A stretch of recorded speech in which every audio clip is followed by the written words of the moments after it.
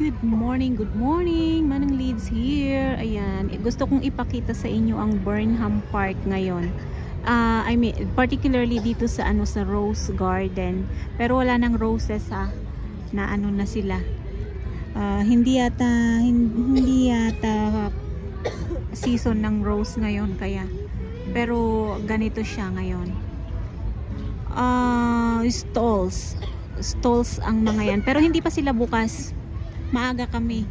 Baka hindi ko alam kung anong oras nagbubukas. Pero mga puno ng stalls dito sa Rose Garden. Ayan oh.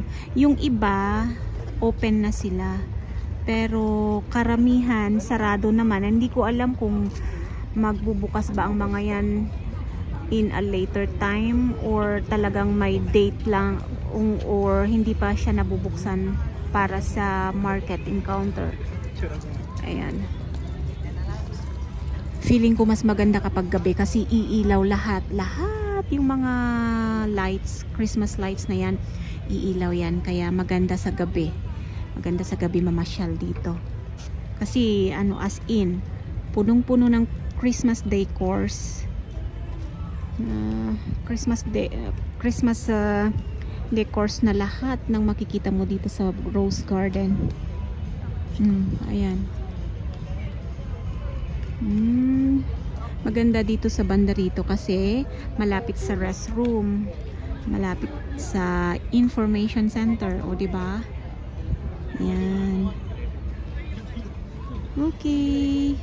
Sa mga nagbabalak na pumunta dito sa Baguio City this holiday season, hindi kayo magsisisi kasi Burnham Park pa lang to how much more kapag pumunta kayo sa Botanical. Diyos ko, paradise doon sa Botanical Garden, dun sa papuntang Gibraltar. Okay, that's enough for Burnham Park. Let's go to another tourist destination in Baguio City. Abang-abang. Bye-bye.